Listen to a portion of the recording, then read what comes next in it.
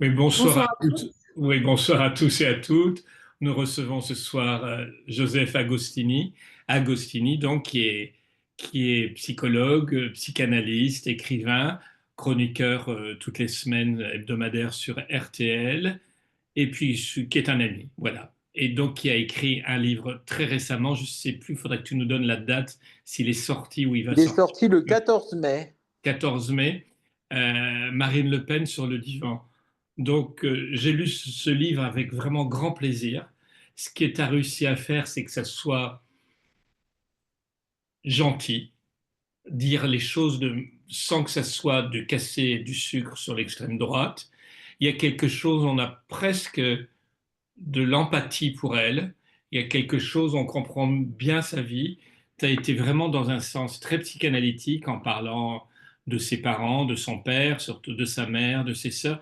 Il y a quelque chose de très pour nos donc aujourd'hui donc on a des collègues psychanalystes et tu as aussi beaucoup d'apprenants donc qui sont dans notre association pour apprendre la psychanalyse et tout ce travail rigoureux que tu as fait nous apporte beaucoup de choses dans un éclairage qui n'est pas du tout politique, politicien, mais quelque chose de...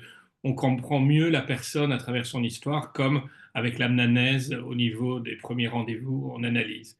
Donc ma première question, c'est pourquoi tu as fait ça et quel était l'objectif de ce livre? Et tu veux nous raconter le pourquoi du comment. D'accord, entendu. Bonsoir à tous. Donc, oui, comme Stanislas l'a dit, je suis psychologue clinicien, psychanalyste, analyste praticien à espace analytique. Et à côté de ça, j'ai toujours eu une passion pour la télévision. Mes premières amours, c'était le journalisme et la communication. J'ai entre autres travaillé à France 2, à la production. J'ai, je fais régulièrement de la télévision et de la radio. J'anime aujourd'hui une émission, ma propre émission sur RTL le dimanche. Et depuis quelques années, j'écris des livres. Alors au début avec un petit éditeur qui s'appelait François Sirot. J'ai commis 8 livres. Donc ça peut être de la psychanalyse appliquée comme des romans. J'ai écrit des pièces de théâtre qui ont été jouées à Paris et à Avignon.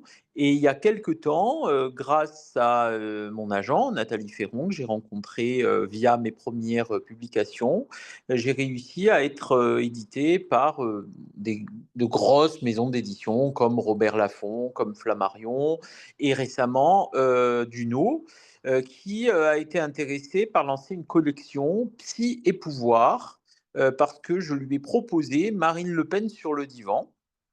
Et donc, ils ont commandé Marine Le Pen sur le divan et Jean-Luc Mélenchon sur le divan, qui a été écrit par mon collègue sexologue et psychanalyste italien Gianpaolo Furgel. Et nous avons lancé donc les livres au même moment, le 14 mai. En ce qui me concerne, ce n'est pas la première fois que j'allonge des personnalités que je n'ai jamais rencontrées. On discutera du paradoxe avec plaisir. Mais le paradoxe en 2017 était bien évident, sachant qu'elle était morte. C'était Dalida, mon premier essai psychanalytique, et le premier essai psychanalytique d'ailleurs sur Dalida, Dalida sur le divan. Et puis il y a eu Gainsbourg, Gainsbourg sur le divan en 2019. Et puis en 2021, il y a eu Tueur en série sur le divan que j'ai écrit avec un psychologue psychanalyste, Jean-Benoît Dumontex, et on a questionné la perversion, la psychopathie de ces tueurs en série. C'est d'ailleurs un séminaire qui a lieu à Espace Analytique cette année, et le dernier volet de ce séminaire, ce sera mercredi, avec Maître Didier Seban, qui était avocat des parties civiles dans l'affaire notamment du Grélé, de Pierre Chanal, les disparus de Montmelon, etc. Donc voilà, souvent je fais le trait d'union, c'est un séminaire à Espace Analytique. Et j'espère bien que je ferai un séminaire à espace analytique sur Marine Le Pen sur le divan. Alors, pour répondre à ta question, Stanislas, c'est vrai que Psy et Pouvoir, c'était évidemment des figures politiques, que nous avons d'abord pensé avec mon agent à Emmanuel Macron, et c'est vrai que c'était mon premier désir, mais on... très rapidement s'est imposé la figure de Marine Le Pen, parce que c'était beaucoup plus facile à mes yeux. Je me suis lancé dans l'aventure en pensant que ça allait être plus simple que Macron, parce que j'avais l'impression de la connaître par cœur, Marine Le Pen. Et d'ailleurs, quand je me suis mis à l'écriture de l'ouvrage, ça a été très simple, étonnamment.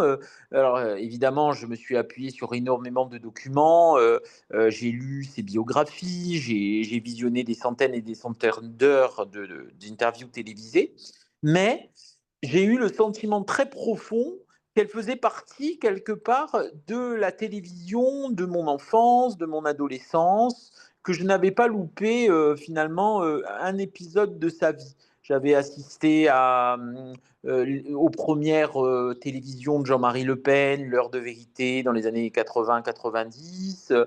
Et puis, je me souvenais très bien de quand Marine Le Pen était arrivée en 2002, ses premières images ou l'altercation avec Mélenchon. Euh, Elle m'était très, très familière. Et au fond, je l'avais suivie. Je savais qu'elle s'était séparée de tous les hommes de sa vie. Je savais qu'elle avait eu 3 enfants. Je savais la brouille avec Philippot. J'avais regardé le débat de 2017 et je me souvenais de ces espèces de conduite d'échec comme ça qu'il avait mené à la déroute. La dédiabolisation du FN puis du RN, ça m'était là encore très familier. Et au fond, je me suis fait la réflexion que elle avait cette qualité absolument extraordinaire que n'ont pas beaucoup d'hommes politiques, euh, quelque chose d'un charisme, d'une aura. Et même si on n'est pas d'accord avec ses idées, même si on l'a, même d'ailleurs si on la trouve dangereuse et si on la, voilà, on a vraiment, on n'adhère pas du tout à ce qu'elle représente. Elle a cette espèce de charisme télégénique, de voix particulière et de destin psychique qui font, à mon avis, une combinaison. Elle est inévitable, quoi, au fond. Pas seulement quand on s'intéresse à la politique, mais quand on vit avec les humains de notre époque, en quelque sorte. Elle fait partie d'une espèce comme ça voilà, de communauté qui m'a été. Voilà, j'avais le sentiment comme ça qu'elle faisait partie des gens qui, euh, qui m'avaient euh, qui m'avaient suivi tout au long de la vie. Voilà, pour répondre à ta question. Et la deuxième, une autre question, est-ce qu'elle l'a lu et est-ce que il risque d'y avoir des problèmes d'avocat, de procès? Parce que je l'ai lu, moi je trouve rien qui amène à un procès. C'est très factuel ce Non, que et tu tu dis. Il y as a raison rien. d'employer le terme gentil, d'ailleurs. Mhm. Alors, disons que, alors, un avocat a noté dans la première version 16 points diffamants et m'a renvoyé la copie. Je les ai lus et j'ai fait en sorte. Alors, Duno, il faut savoir que Duno, c'est Hachette et Hachette aujourd'hui, c'est Bolloré. Donc, quand j'ai entendu que Duno me demandait d'écrire Marine Le Pen sur le divan, enfin, m'autorisait à l'écrire. Et au début, j'ai eu peur parce que je me suis dit, mais en fait, ils vont pas, ils vont faire en sorte d'édulcorer quoi le livre. Mais les points diffamants qu'amenait l'avocat, je pouvais les comprendre. C'est-à-dire que oui, c'était pas forcément. Disons que j'allais peut-être un peu trop loin. On voyait bien que voilà, il y avait quelque chose de politisé finalement dans ces points-là. Peut-être pas politisé, j'irai pas jusque-là, mais on peut-être qu'il y avait des partis pris pas assez nuancés, on va dire. Donc, j'ai fait ce travail qui consiste à vraiment n'appliquer qu'un regard psychanalytique sur la trajectoire de Marine Le Pen. Euh, alors, est-ce qu'elle l'a lu? On lui a envoyé, elle a accusé réception. Euh, Là, on devait faire quotidien de Yann Barthès et ça a été annulé. Ça a été reprogrammé parce qu'il y avait Emmanuel Macron qui la veille faisait son allocution. Donc du coup, ils ont consacré l'émission à ça. Et c'est dommage parce que c'est 2 millions de téléspectateurs. Donc on est passé voilà, à côté d'un lancement en grande pompe, on va dire, parce que vous savez bien qu'il y a un ruissellement médiatique hein, à partir du moment où on fait une grande émission. Ensuite, les autres s'intéressent à nous. Euh, Donc là, on a eu Paris Match, on a eu Elle, on a eu André Berkoff, Sud Radio, qui est un peu André Berkoff, c'est un peu la fachosphère, donc on l'a fait un peu à reculons avec Gianpaolo, mais c'est quand même une audience intéressante. Mais c'est vrai que pour tout vous avouer, je suis un peu déçu pour l'instant de ne pas avoir eu un quotidien, France Inter, France Culture. Je trouve que c'était vraiment c'est un paradigme intéressant, psychanalyse et politique. Alors, ça vient de commencer. Il y a plein de points d'interrogation parce que c'est vrai que est-ce que Bolloré, une fois que c'est paru, parce que vous savez, l'édition, ça a aussi il y a des subtilités un peu compliquées, hein. Parfois, les maisons d'édition font sortir des livres, mais ne les mettent pas en avant. En quelque sorte, c'est plus compliqué que ça. Donc, est-ce que Duno a une vraie force de frappe? C'est toutes les questions auxquelles je pourrais répondre dans quelques mois. Pour l'instant, j'ai pas encore malheureusement, je peux pas savoir. Mais j'espère qu'on aura une couverture médiatique pour aider les bouquins à vivre parce que c'est le lancement d'une On collection. t'invitera de nouveau quand tu feras Jordan Bardella sur le divan. Oh non, moi je vais. Alors, j'ai les premières dames sur le divan qui vont sortir en septembre. J'ai un autre projet aussi en février, toujours avec Duno. Mais Jordan Bardella, non, je le ferai pas. Non, non. L'extrême droite, j'estime que Non, mais voilà. c'était une plaisanterie, Ah non, c'était mais pas pour pourquoi pas? Mais enlever. tu sais, mais c'est très sérieux, Stanislas. Si tu as envie de le faire, il y a la possibilité, si l'édition est un succès, qu'il continue et qu'il mette sur le divan d'autres personnalités, bien sûr. Oui, je sais, tu m'as déjà proposé gentiment. Voilà, c'est Non, ça. je ferai François Bayrou, ça sera une valeur sûre. Ouais, François Bayrou, il est tellement soporifique que je doute que le lectorat soit là, mais bon. Mais et ce Euh, qui m'a touché dans ton livre, c'est les premiers mots en exergue en parlant de ton grand-père, si tu peux le dire. Là, ça m'a vraiment touché. Là. D'accord, ouais, ouais, bah écoute, c'est mon grand-père, Joseph Agostini, qui était directeur du collège de Cerviogne en Corse et qui a été résistant. Mon grand-père a refusé de faire chanter l'hymne pétainiste, mais comme beaucoup de directeurs de collège, hein, c'était pas le seul, hein. Et il faut savoir que ces directeurs-là s'exposaient vraiment au poteau d'exécution, hein. Donc il y a eu vraiment une peur. Enfin, ma grand-mère m'a toujours raconté qu'il y avait ils ont paniqué quoi au village. Ils se sont dit ça y est, Joseph, il va se faire fusiller avec quelques autres. Et alors, on ne sait pas pourquoi, mais ça n'a pas eu lieu. Enfin, dans certains villages, ça avait lieu, et dans certains autres, c'était juste de l'intimidation. Donc là, en l'occurrence, il a eu de la chance. Voilà. Mais mon Mais grand-père était résistant. au niveau psychanalytique, c'est très intéressant de s'appeler comme son grand-père. C'est vrai, absolument, absolument. J'avais sorti un livre qui s'appelle Et ils m'ont appelé Kevin chez Hugo Publishing sur les prénoms. C'est Oui, passionnant. je l'ai lu aussi, je l'ai feuilleté, et c'est vraiment intéressant. Et puis quand tu en parles Merci. de ce qui est intéressant dans Marine Le Pen, c'est qu'à l'état civil, elle s'appelle Marion et que sa nièce s'appelle Marion. Donc il y a Elle c'est s'appelle ça qui est Marion absolument Anne. passionnant. Ouais. Marion Anne Perrine à l'état civil. Et effectivement, elle se fait appeler Marine. Oui. Mm. Et est-ce qu'il y a des questions, peut-être, Marie-Claude? On va voir qui va poser des questions. Et peut-être si tu veux raconter plus de détails. Tu as mis combien de temps pour l'écrire, ce livre, Joseph? Alors, c'est un livre que j'ai mis.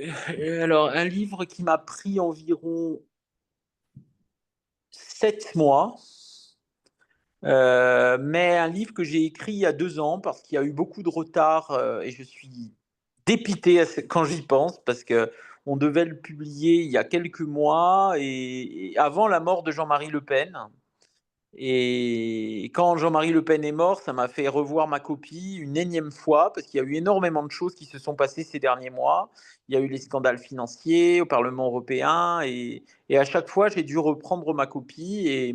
Et là, aujourd'hui, alors voilà, Marine Le Pen est toujours dans l'actualité, mais bon, je regrette un peu qu'il n'ait pas été publié il y a un an. Voilà. Bon, mais ça, ce sont les aléas de l'édition. Malheureusement, on peut pas contrôler. Mais c'est toujours frustrant quand on a déjà écrit le livre et quand il paraît pas. Ça, j'ai beaucoup de mal avec ça. Quand il paraît pas évidemment dans les 3 mois suivants, mais quand c'est en termes d'années, c'est un peu compliqué. Alors, nous avons Florence qui a levé la main. Vas-y, Florence. Il faudra mettre ton micro. Attends, je te... Voilà. Vous m'entendez là, c'est bon? Oui, tout à Parfaitement. fait. Oui, Bonsoir. je voulais vous demander si dans la chronologie, vous étiez allé jusqu'au moment où, après sa condamnation, elle a fait cette espèce cette folie de semaine médiatique avec tous ses lieutenants, et puis ensuite le discours aux Invalides où elle s'est prise pour Aimé Césaire, où elle s'est comparée à... Non, non, je suis d'accord, oui. Non, ça, je n'ai pas pu tout simplement parce que ça y est, c'était déjà chez l'imprimeur, malheureusement. En revanche, je termine sur, pour moi, ce qui me paraît vraiment d'un électoralisme sans foi ni loi, le fait qu'elle ait dit avoir regretté l'exclusion du parti, l'exclusion du père du parti en 2015. Et ça, moi, ça m'a profondément choqué parce que autant de Trump et justement de la parole débâillonnée quoi, à Elon Musk, hein, c'était ça le mois de janvier, c'était le salut hitlérien d'Elon Musk. Elle a dit qu'elle avait regretté en fait d'avoir évincé son père. Je vous rappelle, son père a été évincé en 2015 pour avoir réitéré ses propos sur le point de détail dans l'histoire à propos de la Shoah, dans l'émission de Jean-Jacques Bourdin sur BFM. Il avait dit ça et elle l'avait évincé en offusquant vraiment. C'est-à-dire, voilà, en disant, c'est plus l'ADN du Front National, c'est terminé tout ça.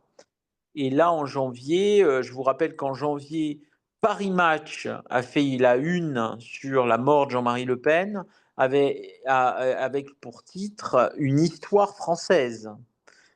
Je ne sais pas si vous vous rendez compte à quel point on a changé de paradigme là. Hein.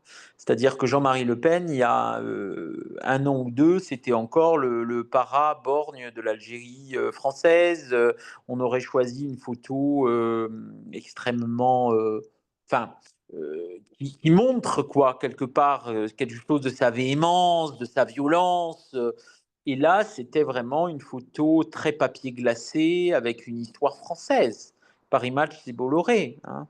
Et on voit bien qu'il y a quand même quelque chose à l'œuvre pour réhabiliter tout cela. Hein. Et, et donc, elle s'inscrit vraiment là-dedans. C'est-à-dire, loin de là, on aurait pu attendre d'elle, peut-être, si la dédiabolisation n'avait pas été qu'un mot, voilà, elle aurait pu dire oui, j'ai de la peine parce que mon père est mort, mais en aucun cas je ne regrette de l'avoir évincé après ses propos abominables.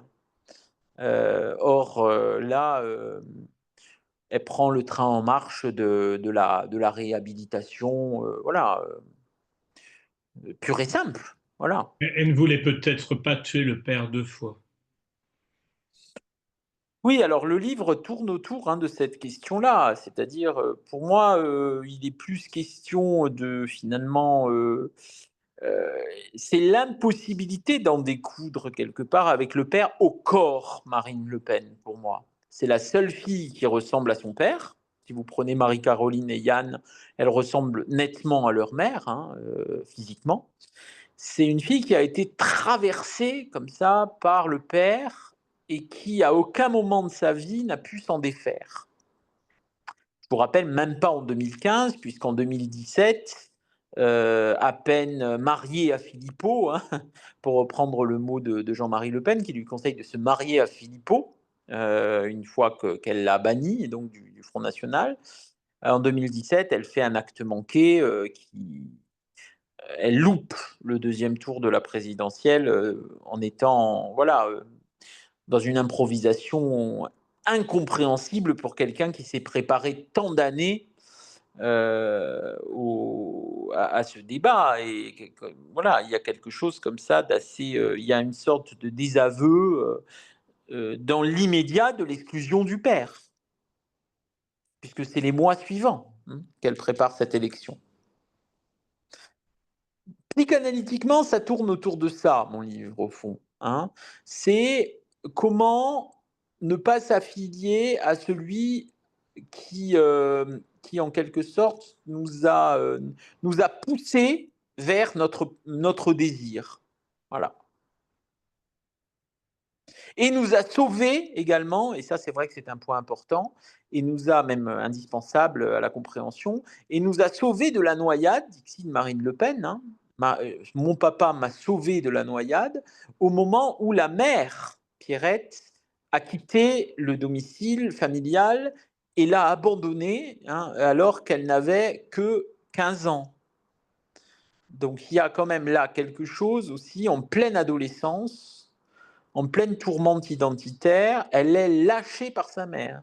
Une mère qui ne donne plus de nouvelles à sa fille, c'est quand même pas banal. Hein. C'est pas quelqu'un, c'est pas une mère qui s'en va, qui quitte le père et à la limite qui la voit un week-end sur deux. Bon, c'est une mère qui ne donne plus de nouvelles à sa fille pendant toute son adolescence et toute sa jeune vie adulte. Donc là, il y a pour moi un agrippement au père et une dette infinie envers lui, qui expliquera plus tard cette sorte d'impossibilité de le quitter.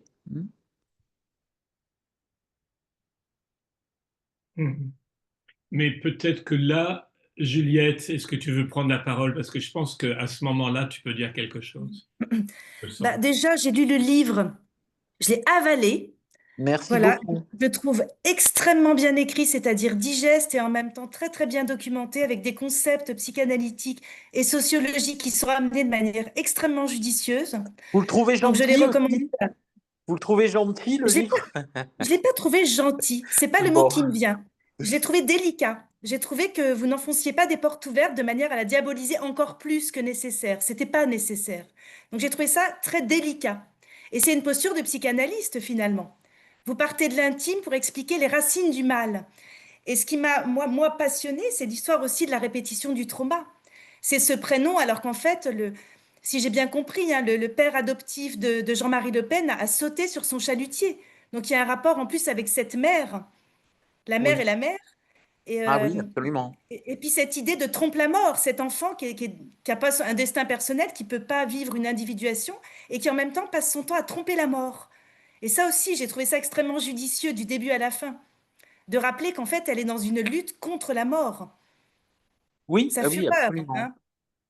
Oui, Il y a de la c'est ça. pulsion de vie dans la pulsion de mort, quoi. On sent bien l'articulation des deux polarités, hein. Absolument. Oui, absolument. C'est-à-dire vraiment, c'est ça. C'est-à-dire que le trauma de Jean-Marie Le Pen a fait naître une sorte de narcissisme grandiose, et on est payé pour le savoir. Les personnalités narcissiques le sont parce qu'elles sont ultra défendues, justement, face au réel. Elles sont dans l'impossibilité, justement, de renoncer, d'éprouver la castration symbolique autrement que dans l'effroi, dans la paranoïa, dans l'hypervigilance. Et Jean-Marie Le Pen a passé sa vie à parler de lui et de lui. C'est-à-dire que c'était lui et la patrie, lui et la guerre, lui et l'ennemi.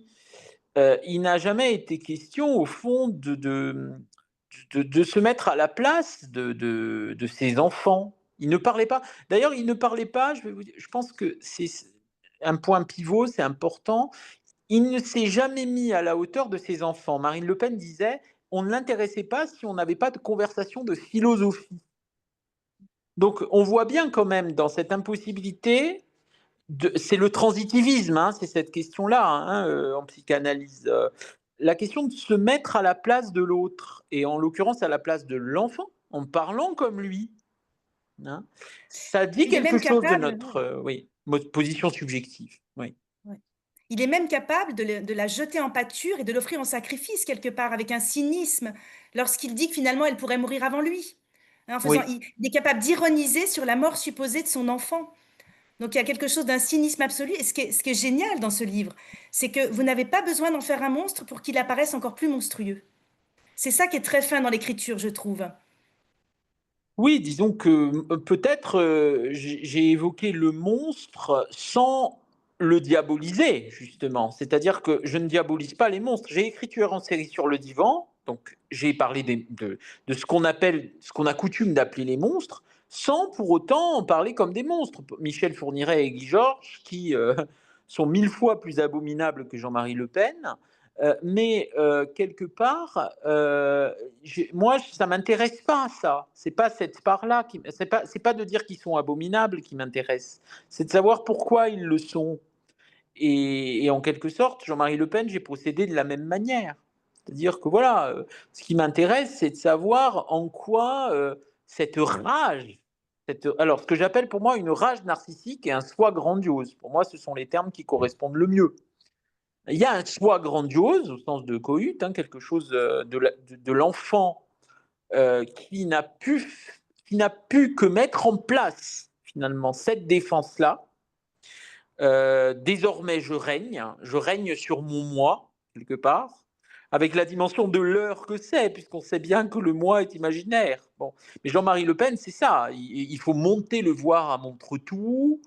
Et ce qui est extraordinaire aussi, je trouve, dans le désir, au fond, hein, d'un individu, c'est qu'il provoque les rencontres qui lui permettent de consolider son mythe. C'est-à-dire le cimentier Lambert, il va lui donner des milliards pour qu'il fasse de la politique. Il va lui donner des milliards en le prenant pour objet d'adoration, donc comme sa mère et ses tantes. Il va trouver en quelque sorte des gens pour perpétuer cette folie narcissique. Il faut en trouver. Moi, j'aimerais bien en trouver des milliardaires hein, pour alimenter ma folie narcissique. Hein. On voit bien on voit bien comment fonctionne le totalitarisme hein, finalement, avec cette séduction aussi qui rayonne, cette attraction fascinante. Ça, c'est très bien expliqué aussi. Il en trouve, quoi. C'est ça qui est génial. Il en trouve sur son chemin. Et la pauvre Marine, ben, elle n'en trouve pas aussi. Pour moi, c'est ce que dit le livre, c'est-à-dire qu'elle fonctionne comme était finalement de la personnalité de son père, mais après, quand elle veut prendre les manettes, elle choisit Philippot. Elle se fait philippoter, quoi, en quelque sorte. Il y a cette idée aussi que Philippot, c'est vraiment le symptôme, hein, quelque part, parce qu'il est chevènementiste, il est homosexuel, c'est pas du tout... Elle prend quelqu'un à contre-courant, complètement le contrepoint du père, et ça pourrait être, là, ça pourrait être génial, parce qu'on pourrait se dire, elle a trouvé son cimentier Lambert, quoi, quelque part. Elle a trouvé quelqu'un qui va lui permettre d'accomplir son désir. Mais en réalité, c'est pas ça qui se passe, c'est tout l'inverse. C'est-à-dire que Philippot ne correspond pas à l'ADN du Front National et se fait expulser par les cadres dirigeants du parti.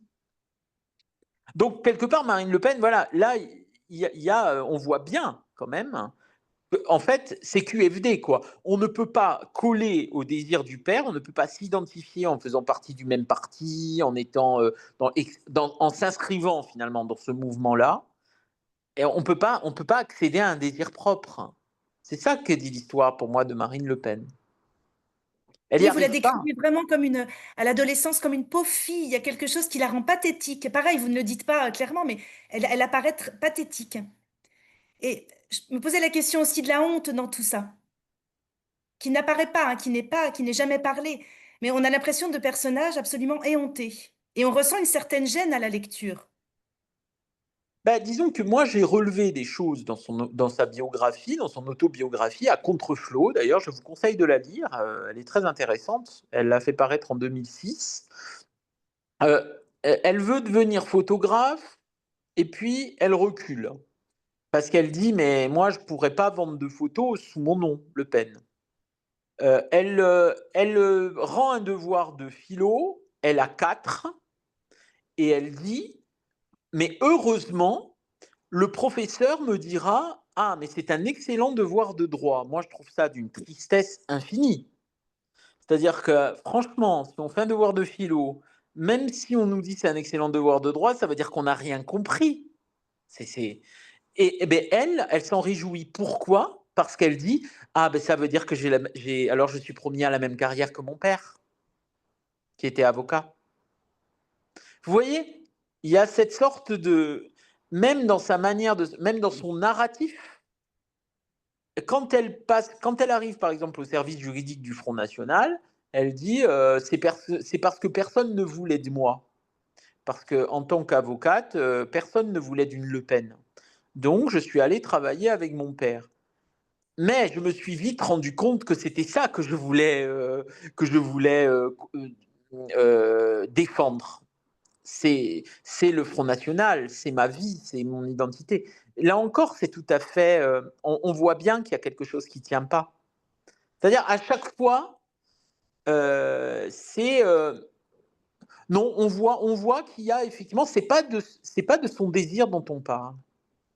On parle du désir de l'autre, et peut-être même pour moi, hein, quelque chose qui relève davantage de l'inculcation. Voilà, l'inculcation.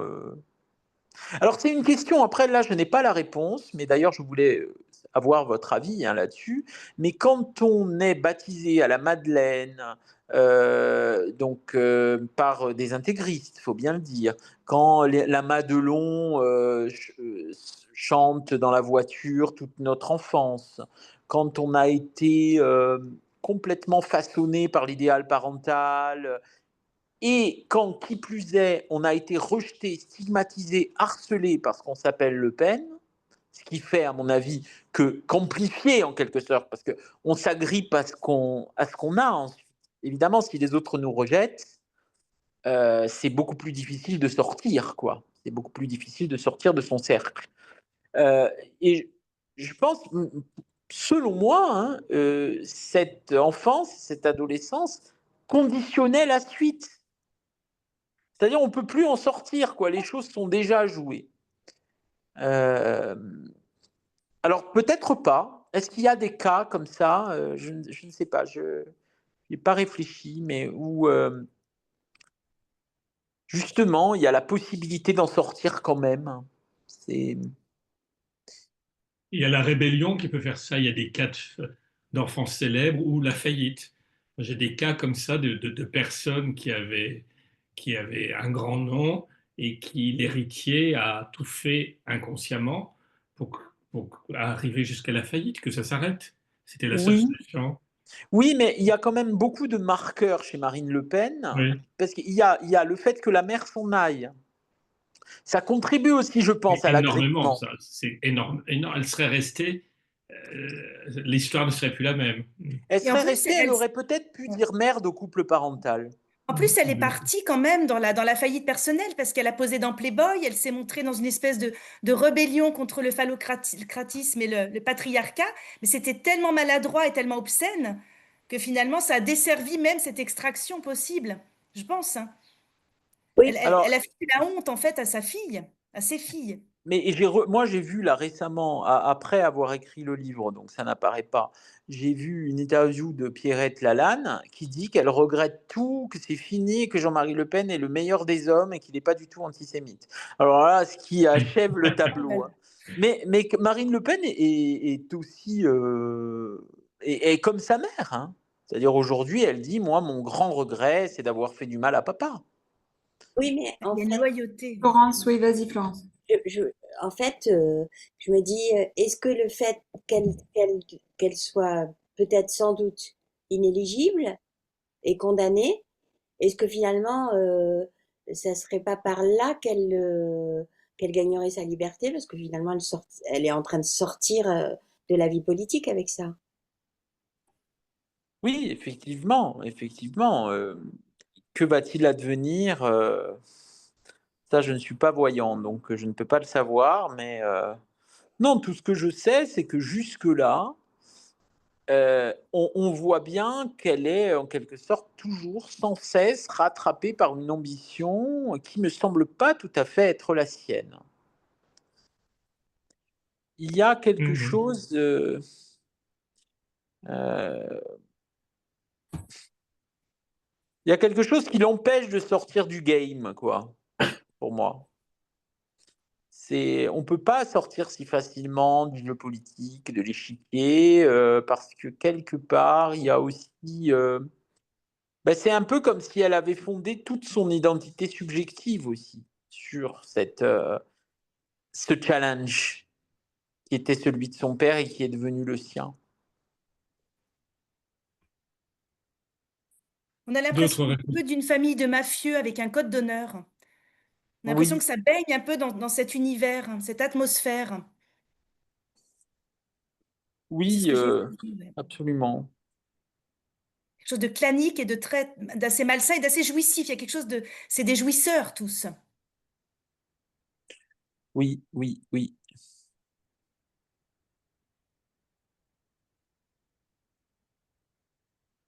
D'autres réflexions Alors, il y a Loïc qui a levé la main. Loïc, on t'écoute.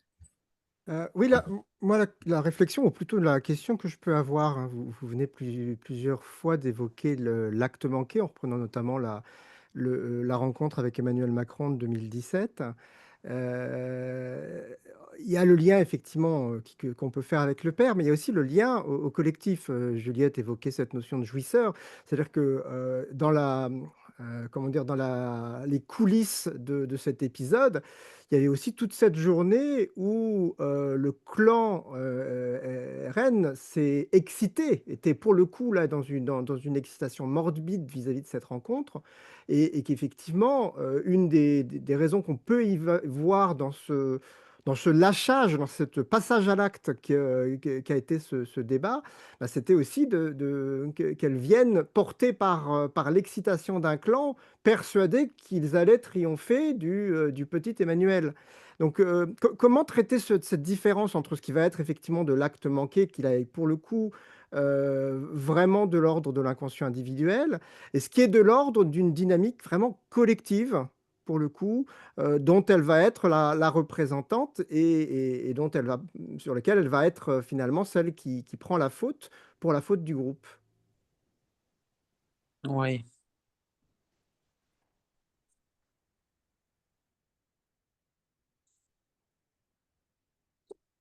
Oui, moi je dirais qu'elle a été, en quelque sorte, il y a quelque chose d'important déjà dans la fiction légitimante de ce qu'elle défend. Euh, on est dans le populisme, hein. On est dans le ni de droite ni de gauche. On est dans du racolage pur et dur, hein, qui consiste vraiment à rameuter en permanence cette espèce comme ça de réaction, quoi, en permanence. Et pour moi, ça facilite en quelque sorte, c'est une vocifération, le Rassemblement national. C'est ce qui commente en permanence ce que font les autres. Et les autres sont toujours l'UMPS, disait-elle à une époque. C'est toujours cette espèce de ramassis de lâches, de gens du système. Et nous, c'est pas pareil. Donc, quelque part, je trouve que ça fait en quelque sorte, voilà le vent qui la porte pour moi, et le vent qui les porte. C'est ce cri de révolte, voilà, ce cri de révolte sociale, cette espèce d'injustice qui veut qu'à tout moment ça boite, quoi, qu'on soit dans une condition humaine claudicante et qu'on soit, à partir du moment où on s'estime lésé par le système, qu'on soit tenté de le mettre à feu et à sang, de le saccager. Donc finalement, ce discours de la haine, il est toujours pérenne, au fond. Il ne disparaît jamais, il ne s'éteint jamais, parce qu'il y a toujours des exclus au grand banquet de l'humanité, quoi. Et ça, c'est jouer de cette émotionnel-là, au fond. C'est ça le populisme. C'est s'en émouvoir, c'est faire comme si on pouvait changer les choses. C'est faire comme si on pouvait revenir à un état où le faible devenait le fort, où on renversait la table. Et en quelque sorte, Marine Le Pen, c'est ça son credo, quoi. C'est permettre, voilà, réveiller cette croyance-là. Et à ce jeu-là, c'est un peu comme jouer au flipper, quoi, pour moi, hein. C'est vraiment, elle est encore une petite partie, quoi. Elle sait très bien comment faire. Elle sait très bien comment réveiller. Il y a toute une écriture, il y a toute une manière d'hystériser les foules, en permanence. Donc, au fond, ça, elle sait le faire. Elle a le talent d'oratrice. Elle joue. Mais après, il y a ça. Après, il y a autre chose. Il y a ce qui lui appartient à elle. C'est son destin psychique. Et ça, j'en parle dans le livre. Les actes manqués qui s'expliquent par sa vie personnelle. Ce sont deux choses différentes pour moi. Il y a le business populiste, voilà, qui consiste à invectiver et être en permanence celui qui sait, voilà, et celui qui montre du doigt le bon chemin, les chemins de l'espérance, matinée évidemment de liturgie, hein, puisque, et de religiosité, à la manière d'Evola, de René Guénon. Voilà, il y a toujours cette espèce de parfum de sacré qui plane. C'est la mythologie nationaliste et populiste. C'est ça Marine Le Pen, c'est ça le Front National. Je m'interrogeais sur son choix de ce pari qu'elle a fait sur Bardella, donc un jeune homme qui arrivait un peu de nulle part, euh, quelqu'un de jeune, où elle a presque une figure maternelle en fait auprès de lui, comme si elle inversait un peu la situation. Qu'est-ce que vous en pensez? Figure maternelle? Oui, en tout cas, j'ai Ah oui, regardé. elle est la figure maternelle, pardon. Oui, Oui, oui, là, oui, tout à elle fait. devient oui, presque une figure maternelle, oui, bienveillante, Oui, oui, où oui, elle tout à fait. s'adoucit. Elle a quelque chose qui s'adoucit, où elle passe de fille d'eux à mère d'eux, en fait. Enfin, Ouais, tout à fait. C'est horrible. vraiment la petite. Moi, je trouve que c'est vraiment la petite maman de la patrie, hein. On est vraiment dans ces combinaisons.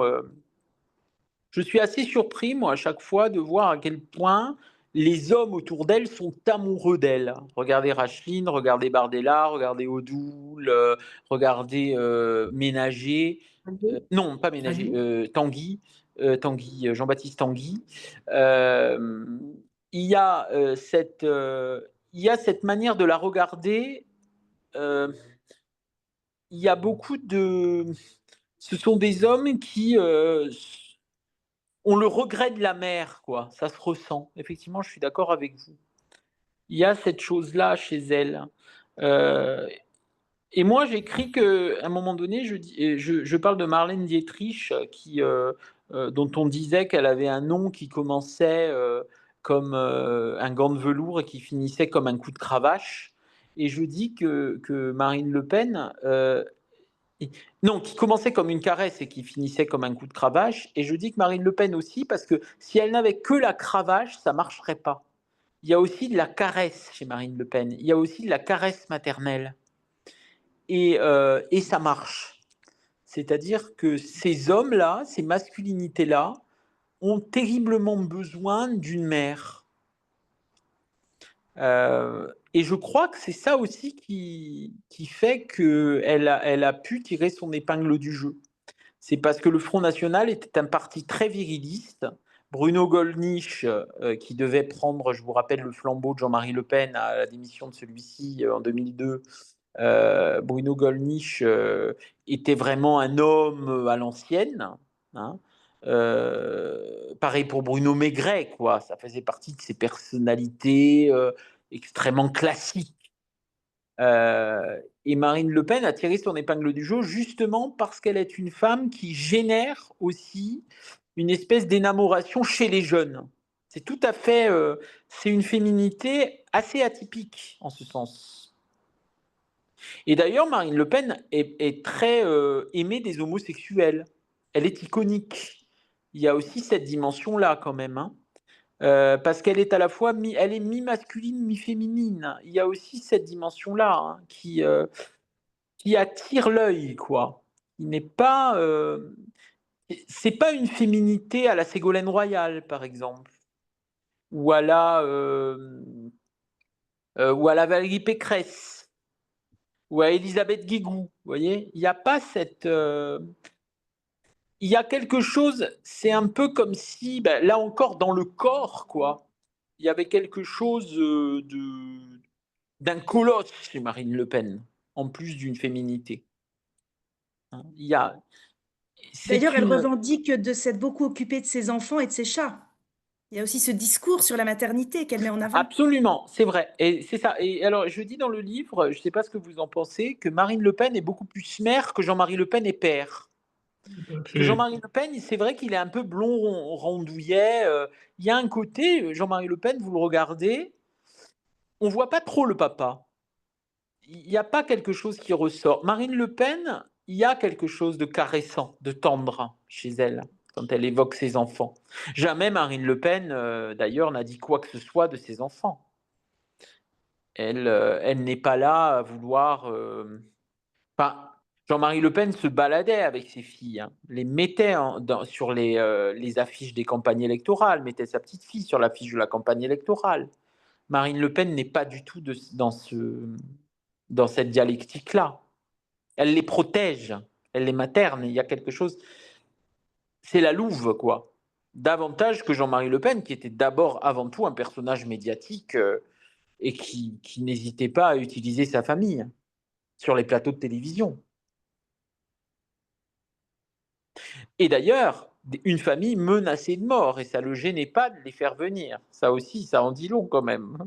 Quand on est menacé de mort, on ne fait pas venir ses 3 filles et sa femme sur un plateau de télé. Il y a quand même cette tentative d'assassinat dont vous parlez, qui est effarante, qui est sidérante. Ah oui, oui, alors en 76, ça c'était au tout début, mais c'est vrai qu'en 76, il y a un attentat qui plastique, je crois que c'est le plus grand kilo d'explosifs à Paris depuis de la fin de la Seconde Guerre mondiale.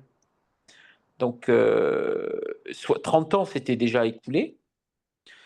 Et donc, ça a complètement raflé, littéralement, l'appartement de Jean-Marie Le Pen.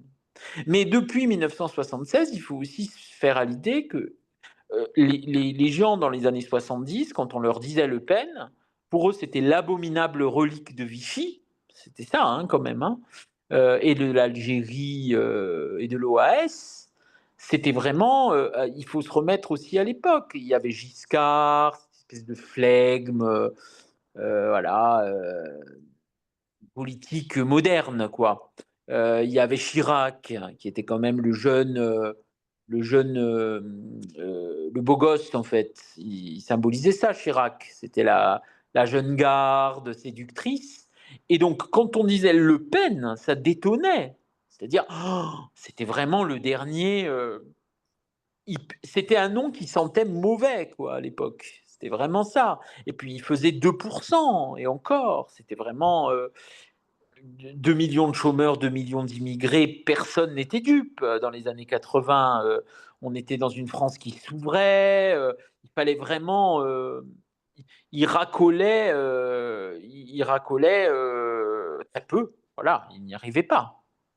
Donc, on sait bien, alors là, c'est davantage de la politique, là, on s'éloigne un peu du sujet, mais c'est Mitterrand, on sait bien, qui a fait naître, qui a permis à Le Pen d'affaiblir la droite. Enfin bon, c'était une stratégie de la gauche. Et qui a réussi, qui a porté ses fruits, puisqu'on s'est rendu compte que en fait, c'est grâce aux audiences. Il ne faut pas oublier que c'est depuis janvier 82 qu'on mesure l'audience de la télévision. Hein. Donc avant, l'audience n'existait pas. Et en fait, je pense que le Front National est arrivé avec l'audience de la télévision. C'est vraiment ça. Hein. L'audimat. L'audimat, c'est depuis janvier 82 qu'on le mesure. Et comme de par hasard, en 84, donc c'est vraiment dans l'immédiat de la création de l'audience, on se rend compte que les audiences de l'heure de vérité Jean-Marie Le Pen sont meilleures que les autres. C'est là où ça commence à bouger, en quelque sorte. Parce que c'est la télé aussi qui va le plébisciter, puisque l'audience est bonne. Dans les années 70, on ne savait pas si l'audience était bonne ou mauvaise, on ne savait pas qui regardait la télévision. Il n'y avait que 3 chaînes, et puis voilà, puis c'est tout. La publicité, elle était là, mais on se doutait qu'il y avait plus de monde à 20h30, mais il y avait peut-être quelques petits sondages, mais ce n'était pas aussi précis que ça. Donc, c'est à ce moment-là, quand on s'est rendu compte que cette espèce de discours raciste, haineux, cynique, voilà, de bouillabaisse populiste, quoi, faisait de l'audience, c'est à ce moment-là qu'on a commencé à inviter Jean-Marie Le Pen. Avant, il n'avait aucune visibilité à la télévision. D'ailleurs, je regardais, j'ai accès à l'INA, donc à toutes les archives de l'INA en passant par un producteur. Et je regardais, il n'y a pas de télévision, de télévision avec Jean-Marie Le Pen interviewé jusque dans les années 83. Hein.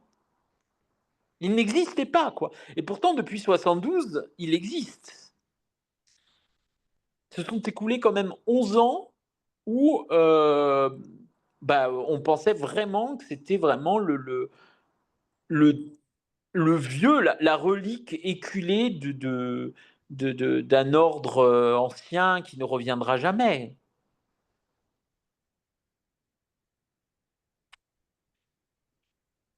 Sébastien avait écrit quelque chose, mais dites-le verbalement, Sébastien, puis je suis sûr que vous avez envie de parler.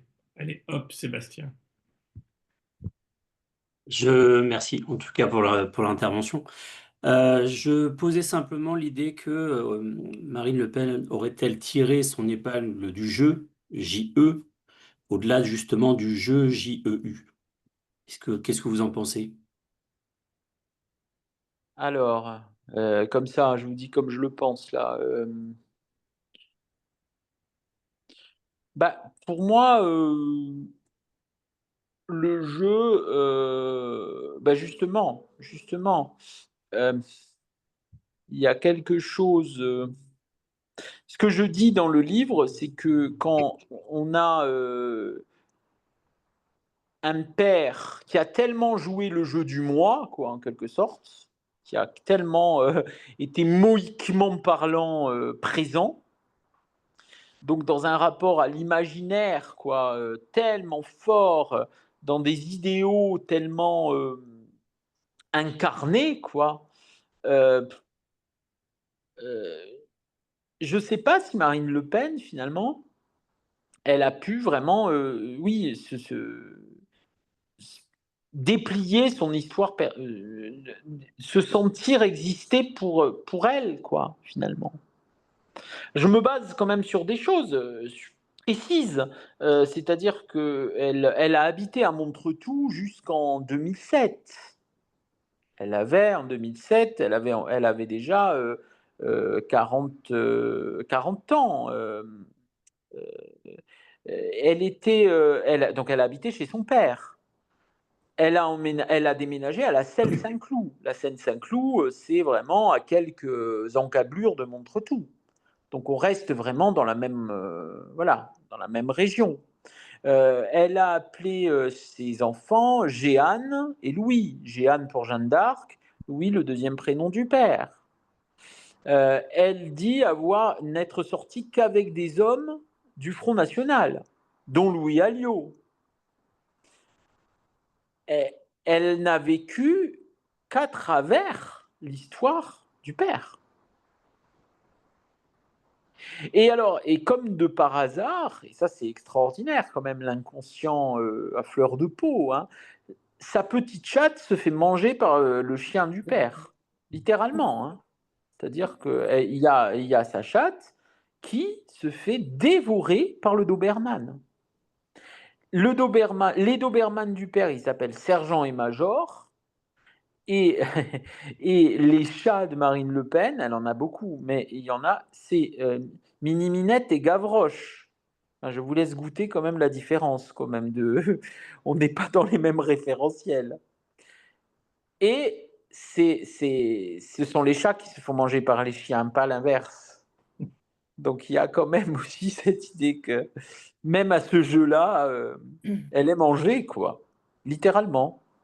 On a cette idée qu'elle a été façonnée très très tôt pour ressembler à son père et pour être l'héritière finalement de son père. Et au final, son père a décidé justement de l'éloigner, et peut-être qu'il y a eu justement un jeu d'éloignement pour qu'elle puisse exister d'elle-même, tout en finalement refusant d'être trop éloignée, et donc de garder ce sacerdoce qui est l'héritage, parce qu'elle a gardé le nom. Son nom de famille, elle l'a gardé quand même. Elle aurait pu à tout moment le changer, mais elle a toujours décidé de le garder comme un flambeau D'ailleurs, finalement ouais, pour reproduire tout à fait. un héritage. Mais il y a beaucoup dans le livre que je vous encourage à lire. Dans le livre, il y a beaucoup de combles, ce que j'appelle les combles. Moi, à chaque fois, c'était limite si je ne poussais pas des cris de surprise quand je lisais certaines choses. Je disais non, c'est pas possible. Il y a des choses, c'est tellement énorme. Quand je le réalisais, je me disais mais c'est pas possible. Marion, on le dit pas assez, mais Marion Maréchal, putain, c'est pire que Le Pen, quoi. C'est-à-dire on revient, ce pétainisme, Péténisme. tant décrié, finalement que Marine Le Pen a toujours fui, parce que c'est ça quand même la question aussi, c'est-à-dire que il est question de revenir toujours aux mêmes grandes questions, la collaboration, Brasillac. Je vous rappelle quand même que Le Pen récitait du Brasillac. Enfin, c'est pas banal ça. Hein, Brasillac a dit. Je vous rappelle quand même cette citation de Brasillac, si vous tuez les Juifs, n'oubliez pas les enfants. Enfin, donc on parle quand même de choses qui forcément ramènent à un temps d'histoire absolument sordide, où on a. Vous parliez de la honte tout à l'heure, c'est ça dont il est question. Il ne faut pas avoir honte, quoi. Et Marion Maréchal ne troque pas Le Pen pour n'importe quel nom. Hein. Elle troque Le Pen pour Maréchal. Ça, moi, je trouve que c'est pas du tout anodin. Hein. Il y a quand même quelque chose qui est dit là. Et puis d'autres combles comme ça qui me paraissaient à chaque fois. Alors ça aussi, moi j'adore. Alors au jeu de l'inconscient, j'ai écrit un bouquin sur les prénoms. Et là, franchement, Bardella, il me donne envie d'écrire un bouquin sur le nom. Bardella. Enfin, ça va barder, quoi. C'est quand même. Enfin, le terme barder, quand on défend ce type de régime autoritaire, parce que c'est ça quand même, ça va barder là. Bon, on va appeler Jordan, ça va barder là, quoi.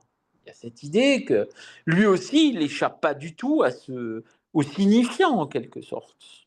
Mais pas que, hein, il y a beaucoup. Alors, des psychanalystes dans les années 90 s'étaient déjà intéressés à Le Pen en rappelant Le Pen et le pénis, quand même. D'autant qu'il y avait Le Pen vite sur l'affiche. Et Michel Schneider avait déjà écrit autour d'eux, mais Le Pen sait très bien qu'il sexualise l'affiche. Il y avait eu des communicants pour réfléchir à ça. La manière dont c'était fait, on voyait bien que Le Pen jouait aussi avec cette idée qu'il allait baiser le système, quoi, en quelque sorte. Il y avait quand même cette idée-là. Oui, mais Cette idée de force. Oui.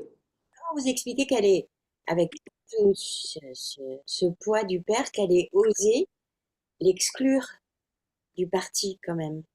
Alors maintenant, elle revient dessus, mais à Mais l'époque, non, en 2015, elle n'avait pas eu le choix. Et justement, moi, je trouvais ça, quand j'ai terminé mon livre, je terminais sur cette idée aussi qu'elle avait eu le cran de le faire et qu'en quelque sorte, c'était une manière définitivement de couper avec l'ADN de ce Front National haineux, raciste, antisémite, cynique, qui osait je vous rappelle quand même qu'il a tenu des discours sur les sidaïques et les sanatoriums, sur les Arabes qui étaient des bicots, sur les Juifs qui étaient un point de détail dont la destruction était un point de détail de l'histoire.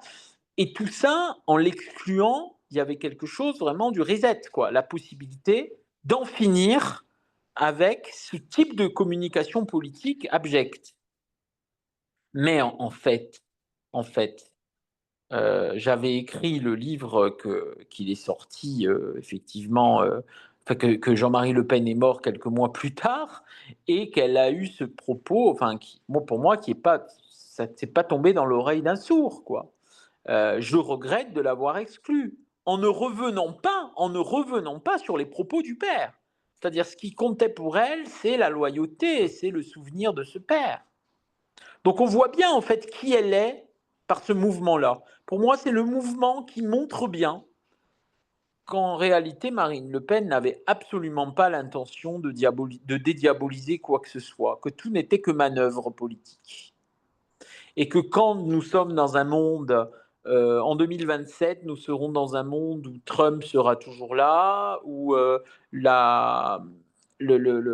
visiblement l'extrême droite est ragaillardie partout en Europe, et elle n'aura aucun mal à tenir des propos similaires à ceux de son père.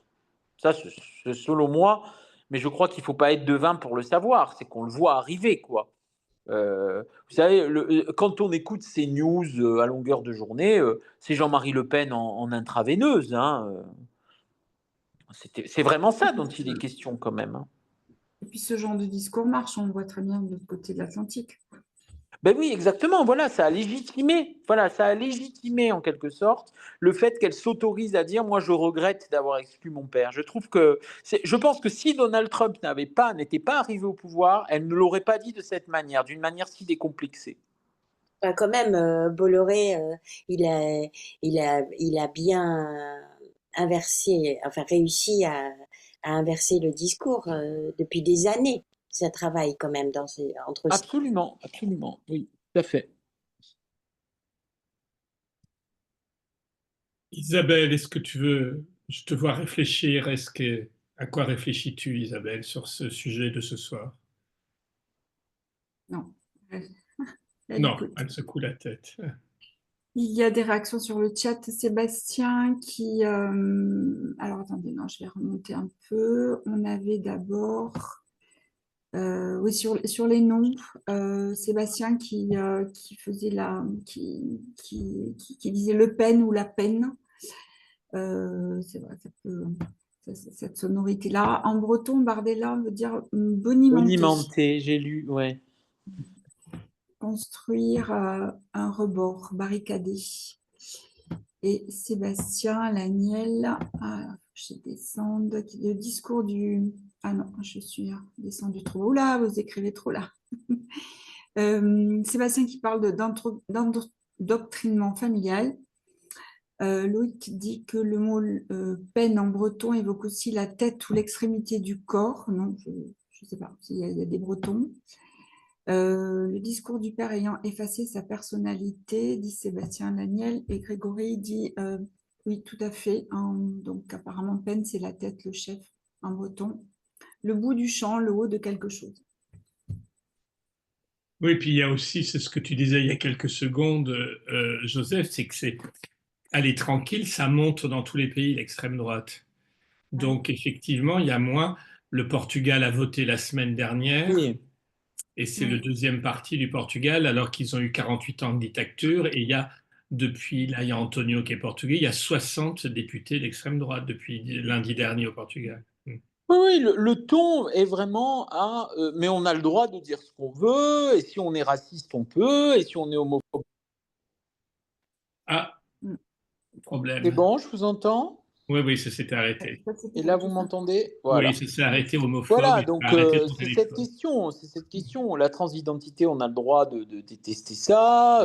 Et après tout, voilà, ça c'est Elon Musk, c'est toute cette, on est bercé cette idée que la liberté, en quelque sorte, c'est de pouvoir tout dire.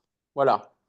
De tout dire jusqu'à la haine, jusqu'à l'invective. On se déverse, quoi, en quelque sorte. Et ça va nous amener à un sentiment d'être libre. Voilà, aujourd'hui, c'est ça dont il est question. Donc, c'est vraiment inscrit dans cette idée-là, je pense, hein, le fait qu'elle ait dit que son père, qu'elle pardonnait à son père. Je pense que c'est vraiment dans cette idée-là. C'est-à-dire, on n'est plus obligé, voilà, on n'est plus obligé de condamner, voilà, propos racistes et antisémites. On n'est plus obligé de les condamner aujourd'hui. Excusez-moi, mais quand même à une exception près de taille, c'est que dans cette inversion des vérités et tous les gens d'extrême droite sont philosémites quand même maintenant. Oui. Alors ça, c'est encore autre chose, effectivement, parce que derrière, il y a le discours anti-islam, tout simplement, et le sentiment que la gauche récupère l'islam de façon aussi démagogique, quoi. Voilà, en fait, ce qu'ils disent. C'est ça. Donc, mais effectivement, je suis d'accord avec vous. On voit bien, mais je trouve qu'on voit quand même la démagogie à nu, quoi, là. Enfin, il y a quelque chose, parce que quelque part, l'ennemi d'hier est devenu l'allié d'aujourd'hui, soi-disant. On a le droit de dire ce qu'il y a 10 ans, on condamnait et on excluait en prenant un air épouvanté. Donc on voit bien que tout n'est que posture aussi. Il y a quelque chose qui ébranle même le semblant, en fait, le semblant du discours. Même une condamnation juridique, quelque part, ça fait pas loi du père, ça vient pas trancher, quoi. Même ça, c'est une Voilà. victimisation qui va servir au rayonnement. C'est quand même effarant. Absolument, absolument. Retournement, quoi. C'est ça, c'est ça. Même la condamnation juridique, même la loi, comme les juges sont de gauche et sont vendus au système, eh bien, nous n'avons pas peur d'eux et nous sommes, voilà, et le peuple comprendra. Voilà, le peuple comprendra qui est le peuple, sinon justement tous ces gens qui commentent des vidéos sur TikTok, en quelque sorte. C'est ça dont il est question, hein. Sans avoir peur finalement d'être intolérant, parce que finalement être intolérant, c'est être anti-système. Voilà, au fond. Oui, puis d'avoir choisi Bardella parce qu'il est propre sur lui, il est un joli garçon bien habillé avec une raie sur le côté, ça dédiabolise totalement le parti. Et Bardella est parti pour suivre un peu le même schéma, puisqu'il reste en fait dans le giron des proches de Marine Le Pen. Je crois Oui, qu'il sa il petite sort copine, maintenant c'était... avec la Oui, nièce, hein. voilà, c'est ça. Ouais. Ouais, Oui, oui, oui, absolument. il y a toujours Absolument, oui. ce pacte familial. Il montre patte blanche. Il nous vend aussi le sentiment que, voilà, avec un clocher au milieu du village et des traditions retrouvées, et l'exclu au banc de la société, et une société beaucoup plus conservatrice, on sera davantage heureux. Puisqu'au fond, bon, c'est la question de l'ordre naturel, hein, bon, voilà, et en cela, on se rapproche d'ailleurs des théories ariennes, puisque Oui, puis comme il est fils d'immigrés, c'est encore plus génial parce que du coup, il est fils d'immigrés repentis et intégrés, quoi. Donc, il est oui, vraiment l'image finale de l'intégration et de l'oubli de c'est l'origine, ça, quoi, presque. Ouais, c'est ça. Il n'est pas question de la couleur de peau ni des origines. Là, il est question de la bonne intégration c'est ça. de cette France catholique qui, qui a un destin commun et qui ne se mélange pas, qui n'est pas adepte du mélangisme, qui n'est pas adepte du progressisme, mais qui au contraire vante un ordre ancestral dans lequel on est protégé. Voilà, bon, ça c'est le discours, c'est la fiction légitimante du populisme euh, qui n'est pas nouvelle.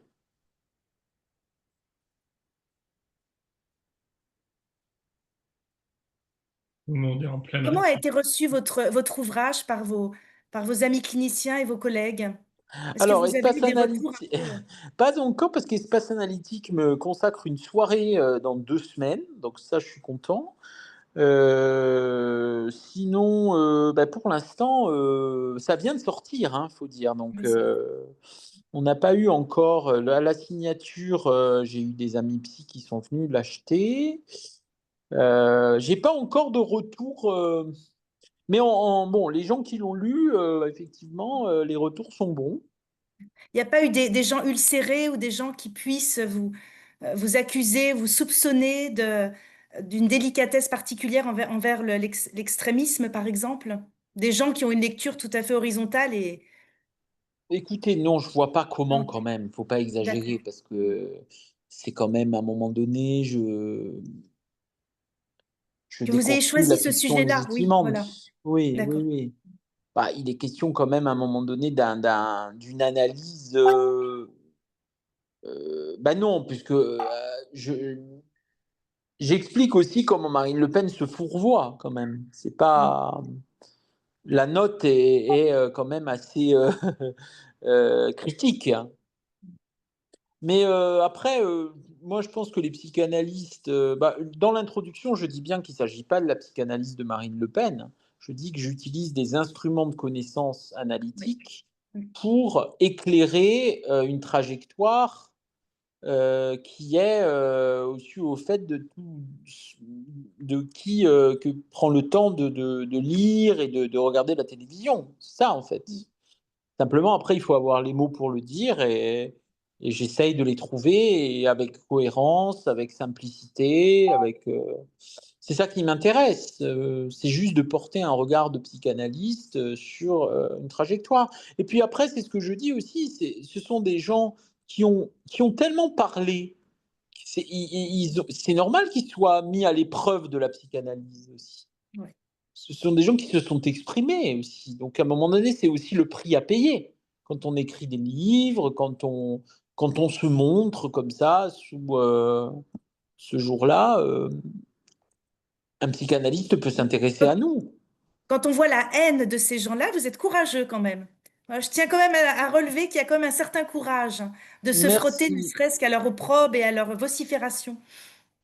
Merci beaucoup. Écoutez, ça me touche, mais moi, de mon côté, je vais continuer. Et l'année prochaine, je sors un bouquin sur une thématique. Je vous dis pas en termes de courage, vous allez. C'est une thématique qui se rapproche un peu, voilà. Mais sur des gens qui pourraient vite me faire manger par les cochons de Haute-Corse, hein. Donc j'espère que je En tout vais cas, pas moi, finir, vous que je savez, vais moi, pas finir comme ça. j'appelle ça un ouvrage nécessaire. C'est comme ça que je l'ai présenté à des collègues. J'ai dit, Merci lisez-le, c'est un ouvrage beaucoup. nécessaire. Ah, On c'est a besoin de ce genre gentil. d'ouvrage. Ouais. Écoutez, on va essayer de. Et alors, Mélenchon, moi, je vous encourage à le lire de mon copain et de mon collègue Gianpaolo Fourguel, et qui est extraordinaire aussi. Et vraiment, moi, je le trouve vraiment très bon. Voilà, donc j'espère que ça va faire de belles choses. On verra bien. Et oui, mais alors, avec le livre La Meute, peut-être il risque de passer un petit peu en dessous. Ouais, m'en parlez pas, hein. Non, non, non. Non, mais je vous dis, là, je suis. En ce moment, on est un peu triste avec Gianpaolo parce que on se dit que si on était arrivé 6 mois avant, les livres étaient prêts. C'est ça qui est horrible. Mais c'est comme ça. Écoutez, il faut pas. Voilà. La Meute est sortie une semaine avant, malheureusement. C'est pas de chance. Ouais. C'est vraiment pas de chance, vraiment pas de chance. Et bon, c'est comme ça, hein, de toute manière, on peut rien y faire. Mais on a eu là, et voilà, on espère quand même avoir accès aux médias, aux grands médias. Voilà, j'ai eu cette chance dans mes précédents livres. On avait fait C'est à vous sur un livre voilà, que j'avais coécrit avec Daniel Alombroso il y a 2 ans. On aimerait être invité dans C'est à vous, vous voyez, ce genre Vous pouvez pas d'émission. avoir une interview avec Sonia De Villers, par exemple? Ah ben, on, Génial. on fait des pieds et des mains, hein. Ah ouais, De Et Villers on, serait on super. conspue le service de presse de Duno en disant mais qu'est-ce qu'ils foutent? On leur a donné la possibilité. Mélenchon et Le Pen, on ne pouvait pas faire plus racoleur. Je suis désolé, là j'ai mes limites. Zoom C'était Zoom quand Zen même. avec Mathieu Noël, je pense que ça vous irait bien, ça, Joseph. Ah, mais Ça serait une émission qui vous irait bien. Mais merci, Présenter ce c'est genre d'ouvrage, gentil. ouais. Mais vous savez, on a envoyé 83 exemplaires à la presse, donc maintenant, il reste plus qu'à elle de faire. Mais alors, on ne sait pas pourquoi, mais c'est quand même un mystère, c'est vrai. Parce que bon, vous voyez, moi j'ai fait, là, pour mon bouquin sur les prénoms, j'ai fait les maternelles. Et ça a Mm. lancé le bouquin, c'est-à-dire il y a eu énormément de ventes grâce à cette émission. Et je me dis, mais pourquoi Le Pen et Mélenchon, en plus on est en juin, il n'y a pas d'actualité, il y a quand même beaucoup moins d'actualité en juin. Après le festival de Cannes, il y a plus grand-chose, quoi. Moi, je me dis, mais pourquoi les journalistes ne se mettent pas sous la dent voilà. Alors, le fameux de l'histoire, on va le connaître dans quelques temps, mais moi, je me demande même si c'est Bolloré qui nous édite. Il y a, comme vous le savez, Fayard qui est dirigé par Sarah Knafo aujourd'hui. Sarah Knafo qui est la femme de Zemmour. Et je me dis, est-ce qu'il n'y a pas des instructions, vous voyez? Parce que c'est une chose de sortir une collection, c'est autre chose de la défendre. C'est pas la même chose pour une maison d'édition. Donc je ne sais pas. Parfois, on se questionne avec Gianpaolo, on se demande, on se dit, mais c'est quand même bizarre. Est-ce que vraiment, alors je ne sais pas. Ça, malheureusement, je n'ai pas encore de visibilité. J'ose espérer que Bolloré est pas du tout rétif à ce que, voilà, Duno, qui est quand même connu pour être la caution de gauche, hein, d'Hachette. Voilà. Duno sort des bouquins un petit peu à contre-courant. Mais CNews ne nous a pas invités, alors qu'on était tout à fait OK pour relever le défi. Europe 1 nous a pas invités, alors que j'ai été invité plusieurs fois pour d'autres bouquins. Donc, il y a quand même quelque chose d'un peu. Est-ce qu'il n'y a pas un plafond de verre? Je ne sais pas. C'est peut-être le mot divan qui dérange. Je ne sais pas, je ne sais pas. Écoute, j'ai pas l'impression. Enfin, pour l'instant, bon, après, il est sorti le 14 mai, donc franchement, ça fait même pas 15 jours. Donc, on risque d'avoir de belles surprises. Ouais. Je pense qu'il ne faut Lecture pas non d'été, plus peut-être. exagérer. Mm. On verra. On risque quand même d'avoir des surprises. Et on a fait Paris Match, qui est de Bolloré, s'est intéressé à nous. On a eu un article. Sud Radio avec André Berkoff, on a eu 1 heure d'antenne. Donc on a quand même eu des choses. Et puis, ça fait 1 heure et demie que tu es avec l'APE. Absolument. Et merci beaucoup de m'accorder un peu de temps. Voilà. Est-ce qu'il y a d'autres personnes? Osez parler. C'est un gentil garçon, Joseph. Il ne va pas venir Oui, mort. arrête d'employer le mot gentil là, c'est la 2e fois. C'est pas péjoratif, hein. Mais je sais bien. Bah, moi, je vous trouve génial parce que vous êtes intelligible. Donc, il y a une manière aussi que vous avez de nous rejoindre. Et je pense d'être lu par le plus grand nombre avec intelligence. Donc, il y a une Merci vraie beaucoup. dialectique. Bah ouais, il y a une vraie dialectique. Vous allez nous attraper sur des endroits qu'on peut, surtout pour des non-psychanalystes. Nous, on comprend, mais je pense que ça peut toucher le plus grand nombre. C'est pour ça que sur France Inter, moi, j'ai bon espoir. Bah écoutez, hein, Ah franchement, ouais, on va leur écrire. que Dieu Stanislas, hein, on va leur écrire. Que Dieu et Dalida vous entendent, parce que franchement, j'aimerais bien le faire, mais qu'est-ce que vous voulez? Là, c'est s'ils nous veulent, hein, je ne vais pas forcer les portes de France Inter, hein. Mm. Alors, j'ai Nagui qui m'a invité 6 fois cette année dans la bande originale, mais pour parler de choses et d'autres et de sujets un peu mainstream. Et c'est vrai, là, je suis un peu d'accord avec quand même Stanislas, quand peut-être que la politique sur le divan, vous voyez, c'est encore autre chose. C'est pas c'est comme si ça venait. C'est pas les mêmes, à mon avis, c'est pas les mêmes émissions déjà. Et pour exister, là, je regardais la télé avant, en attendant le début de la réunion. Il y avait Pascal Perrineau dans C'est à vous, par exemple, qui parlait de politique. Donc, vous voyez, un politologue. On a l'habitude d'entendre toujours les mêmes, hein, finalement, parler de politique. Et je crois qu'il y a un pas aussi à franchir, inviter un psychanalyste qui a jamais rencontré Marine Le Pen pour nous parler de la psychanalyse de Marine Le Pen, ça peut sembler un peu flou, vous voyez, en apparence. Et je peux comprendre, même si En moi je même temps, crois en la démarche. bah, en même temps, Freud a écrit Malaise dans la civilisation, donc, et on en parle à tout va. Donc, bon, pas de C'est pas... raison. Bon, vous l'avez pas vu sur un plateau, Freud, ces Ah derniers bah non, temps. Bon, ok. il est trop mort. Avec sa D'accord. personnalité, je pense s'il serait vivant aujourd'hui, il aurait déjà une page Facebook et Instagram, hein, Freud, hein. Ah ben, j'espère pour lui. Écoutez, franchement, je trouve qu'il faut faire avec les outils qu'on a. Et puis, franchement, On entend quand même aujourd'hui. pas mal les psychanalyses sur des sujets de société et sur des Oui, sujets même de oui, politique internationale. absolument, Donc, il n'y absolument, a pas c'est de vrai. raison, il n'y a pas de raison. Et il n'y a pas en cours de Trump sur le divan? Il y a beaucoup de. Là, en ce moment, Duno attend de voir les chiffres, mais je peux vous dire que si on vend, il n'y aura aucun problème. Ils vont sortir Voilà, là, il n'y aura pas de problème. Maintenant, il faut que ça marche. Alors, c'est. Je sais pas. Écoutez, moi, je trouve qu'il faudrait quand même qu'on ait un peu accès aux grands médias pour entraîner les ventes. Bon, on verra bien. Peut-être que, je vous dis, et peut-être que lundi, on va avoir un coup de fil de l'attaché de presse qui va nous dire on fait France Inter, Sonia De Villers. J'aimerais tellement. Ah ouais, ça serait le mieux. Ouais, super. On verra bien. Merci en tout cas. Merci à Ben, tous. merci, Joseph. On te Merci. remercie tous de l'APE. Ben, merci à Merci à vous. toi, puis d'avoir été aussi réactif et c'est vrai que voilà, on a eu pas mal de belles paroles et quand l'enregistrement sera fait, je te l'enverrai. Avec plaisir. Bonne soirée. Bonne À soirée bientôt. à vous tous. Merci. Bonne Merci. soirée à tous. Merci beaucoup. Au Bonne revoir, soirée. merci. Au Bonne revoir. soirée. Au revoir. Au revoir tout le monde.